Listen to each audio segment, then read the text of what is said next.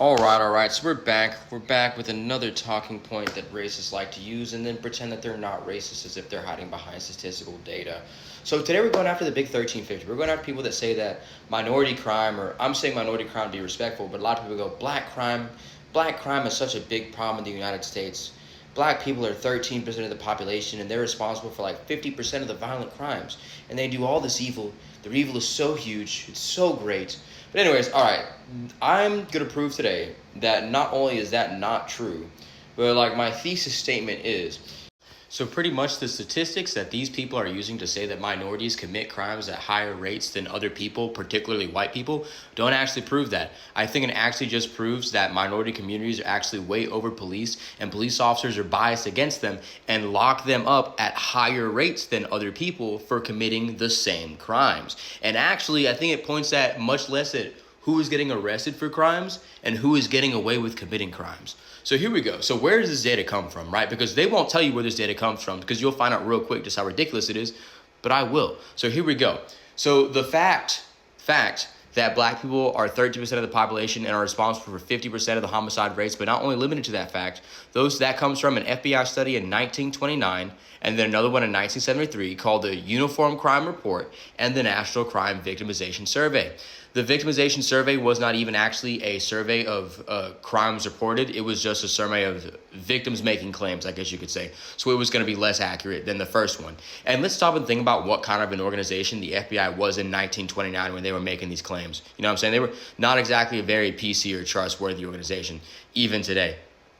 But that's what they use to say this. They use these studies to say that black people commit higher crimes even though they're a smaller amount of the population. But let's dig into what reality and studies say today. So recently they had a study in 2020. Notice that it's a study from 5 years ago and not one from the 1920s. On how pretty much on it was called stop and frisk, on who police officers are stopping and frisking, right? So we're going to see the populations of people compared to the percentage of stops that they have, right? That police officers.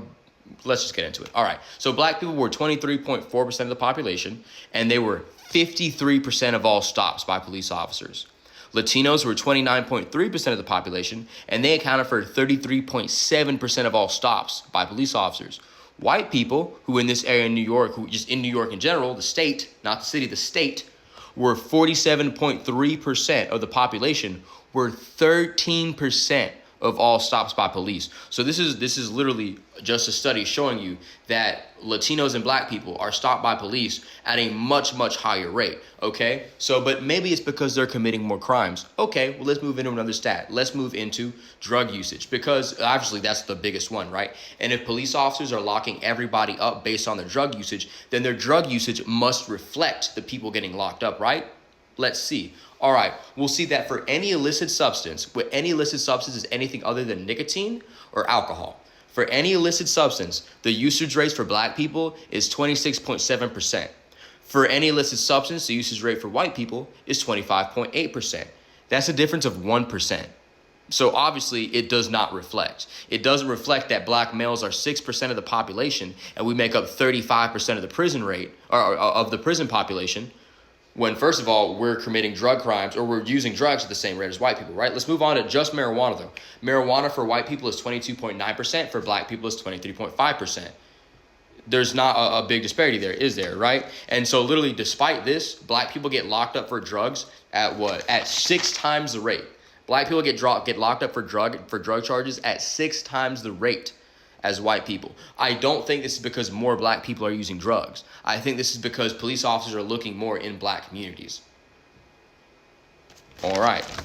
But hey, we don't just have to stop and see what it reflects, because we can show you laws that the government literally made to trap black people and minorities at higher rates than white people. All right, so let's look at the 100-to-1 ratio in the Drug Act of 1986. What the 100-to-1 drug ratio pretty much did is it made it to where 5 grams of crack was the same thing as having 500 grams of cocaine. Why does this matter? Why would they do this? Let me tell you exactly why. Because cocaine is a rich person's drug. What crack is crack is a broken down version of cocaine that you can sell on the street to poor people. What the rich crack dealers, what they would do is they would buy a bunch of cocaine, they would rack it and break it down into crack, and they would sell it on the street at a price that poor people could afford, because poor people cannot afford to buy cocaine. Today, cocaine is $80 a gram. Like, imagine that in 1986. You know what I'm saying? Factor for inflation back to 1986, how much it cost for a gram of cocaine. You know what I'm saying? Like, poor people could not afford that shit. You know? So they literally made a law so where the smaller version, the cheaper version of that drug that poor people could afford was a 100-to-1 ratio. So it was much more likely to get you hard jail time than having cocaine, even if you had more cocaine than crack. Why? Because rich people have cocaine, poor people have crack. Poor people tend to be black, rich people tend to be white. These are literally laws meant to harm minority communities. All right, so now let's move on. Let's look at a study in 2021. See, notice how I continue using modern studies. A study from 2021 called Researchers Looking at the Perception of Crime Rates Based on Race. All right, and it was a study in Pennsylvania. And basically what they did is they gave a survey throughout the state of Pennsylvania, and they said, what percentage of crimes do you think are committed by black, white, Hispanic, blah, blah, blah. And they found that people consistently way overestimated the amount of crimes that black people committed. And do you know what? When racist politicians see this study, they go, fuck yeah. We did exactly what we wanted to do. Through the manipulated use of these statistics that we literally faked and pulled out of our asses, we convinced a whole nation that the minority of people produce way more crimes than the rest of people, and we should be afraid of them. And that's why when you hear people say things like, hey, groups of black people roam the streets at night looking for white people to assault, that's a fact. They're racist, and they're pushing a racist narrative that doesn't only hurt black people, but Americans as a whole, all right? But we're not done. Let's continue a little bit more. All right, I just want to look at two more studies real quick that I'm just going to mention. I'm going to talk about one in Oakland, California, where in 2004 to 2008, we saw that 37 out of 45 suspects involved in police shootings were black, and that 40% of them were not armed. We found that was also very similar in in New York from 2000 to 2011, where more black people were shot by police officers than Hispanics and white people combined. So, like, this is just showing you again that black people are targeted at a higher rate for living in the same communities and, like, committing the same crimes, or the lack thereof, as white people.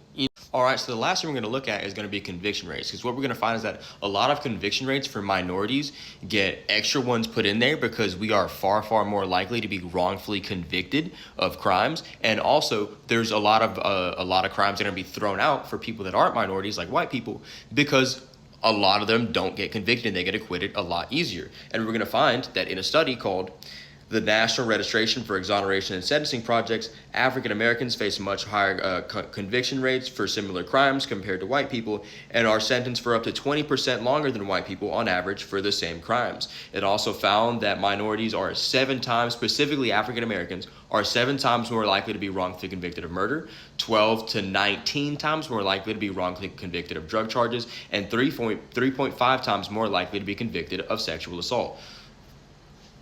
So the reason I chose those 3 studies, or those 3 series of studies rather, is to show that the crime statistics in America don't simply reflect who is committing crimes. It also reflects a system of deep racial bias, and it shows you how police officers and laws target black people and minorities at much greater rates than white people for committing the same crimes. So whenever you see influencers take to the stage and say things like black people commit a disproportionate amount of crime and that minority crime is a big problem in America, and you see people get annoyed or offended, they're not just being weak little snowflakes. And the person saying it does not have the right to pretend like they're sitting behind empirical data and go, hey, everybody getting mad and offended right now, y'all are just some weak pussies, okay? And y'all just can't stand the truth. You can't take the truth that I have to give you. Y'all are just so weak. Like, no. You are literally ignoring 90% of the data pool, cherry picking out one detail, and then deciding that you're going to condemn an entire group of people because of it and act like they are more violent than the average person. And I think that goes far beyond simply being misleading.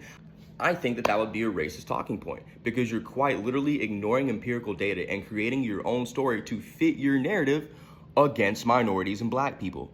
So my whole point of making this little series is literally to just help identify racist talking points that racist politicians and influencers like to hide behind and pretend that they're not racist, you know? And honestly, that's not that hard today because a lot of these people will also say other overtly racist things, like the fact that we shouldn't have passed the Civil Rights Act of 1968.